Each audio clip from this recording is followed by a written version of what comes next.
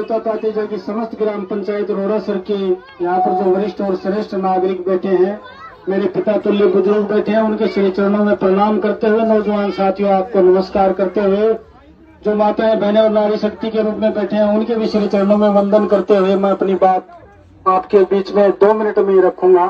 बातें लगभग मेरी आप सुन चुके हो, करीब 15 साल से मैं आपके बीच में आता रहता हूं और मेरी बात कहता भी रहता हूं, आप समर्थन भी करते हो और मुझे इस बात की कोई शिकायत नहीं है कि चुनाव मैं नहीं जीत पाया। मुझे आपका प्यार चाहिए, चुनाव से ज्यादा मेरे लिए जरूरी आपका प्यार।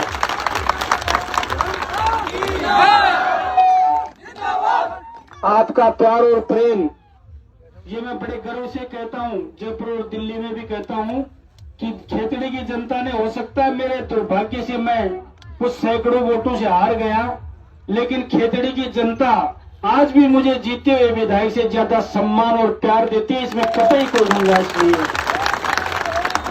ये किसी व्यक्ति के लिए जीवन में ये इतनी बड़ी दौलत किसी व्यक्ति के लिए कम नहीं होती कि आदमी को हारने के बाद में, और मैं तो राजस्थान का पूरा उदाहरण देता हूं, सोशल मीडिया पे ये बच्चे जानते हैं, बुजुर्ग तो ये शायद कम चलाते हैं, कि आज तक किसी जो खेतड़ी में 2018 का चुनाव हारने के बाद हर गांव और ढाणी में भाई के, बुजुर्गों के इस बेटे का, नौजवानों के इस भाई का जो सम्मान हुआ, पूरे राजस्थान में किसी जीते हुए व्यक्ति का सम्मान नहीं हुआ।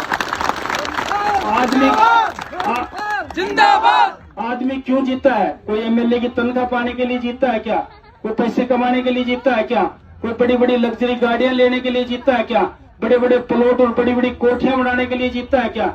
मैं कहता हूं अगर असली आदमी है और इंसान की औलाद है तो उसका जीना सिर्फ मान और सम्मान के वो व्यक्ति जीता है, और उस मान और सम्मान में आपने कोई कमी नहीं रखी, कोई कमी नहीं रखी। इस बात की मैं बड़ी आप लोगों से बहुत बहुत आभार हूं, आपको साधुवाद देना चाहता हूं और धन्यवाद देना चाहता हूं। दोस्तों और बुजुर्गों, संघर्ष काफी लंबा हो गया, 20 साल का मेरा राजनीतिक संघर्ष है, दुर्भाग्यवश सफलता एक भी नहीं मिली है। मैं तो आप लोगों से चुनाव के बारे में इतना ही कह सकता हूं कि इस बार जीत का श्री गणेश कर दो, आप एक बार जीत का श्री गणेश कर दो।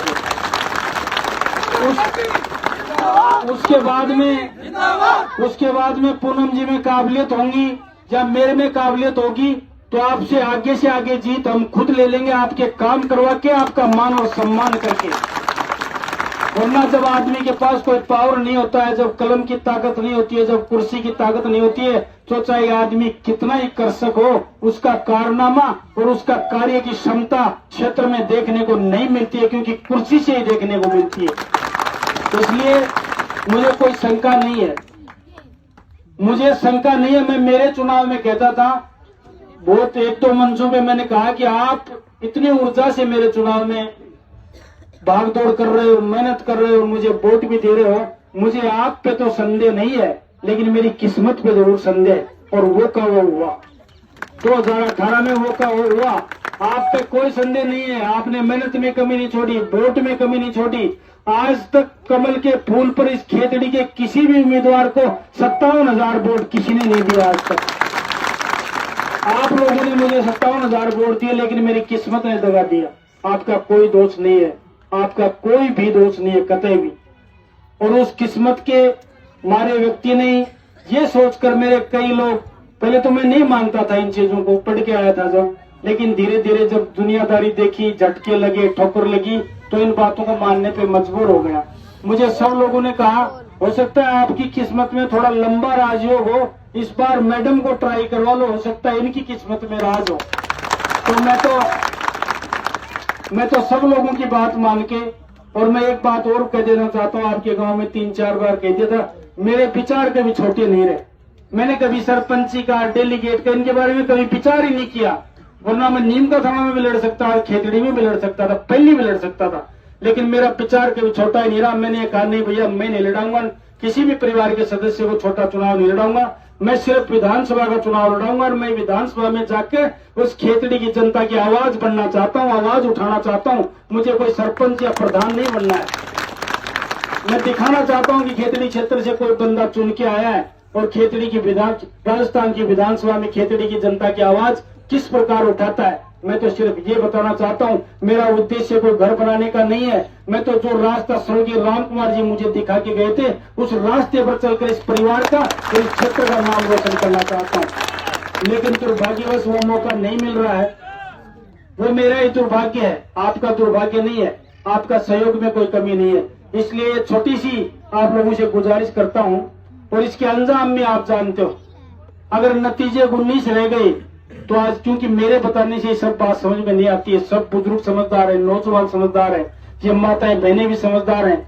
अगर इस चुनाव में कोई छोटे से में 19 हो गई तो ये समझ लो मेरे साथ तो राजनीति की बहुत बड़ी दुर्घटना हो जाएगी। ये मैं आपको कहता हूं। ये लोग मुझे भी कहते हैं ये बात और समझाते भी हैं।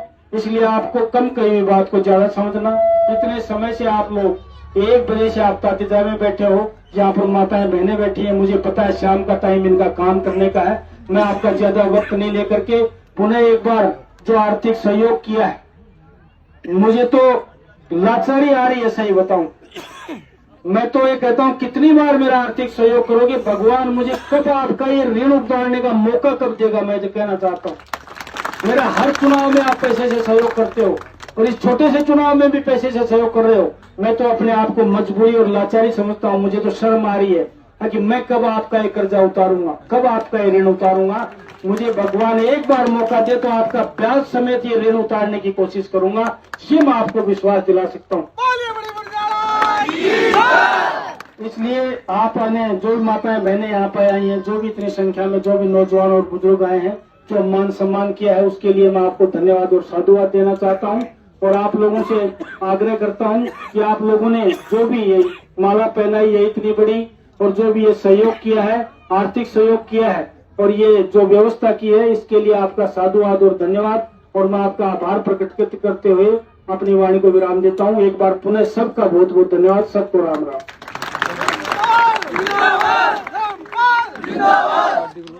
धन्यवाद इंजीनियर साहब। एक बार आप यूं ही बैठे रहे, यहीं पे तोला जाएगा।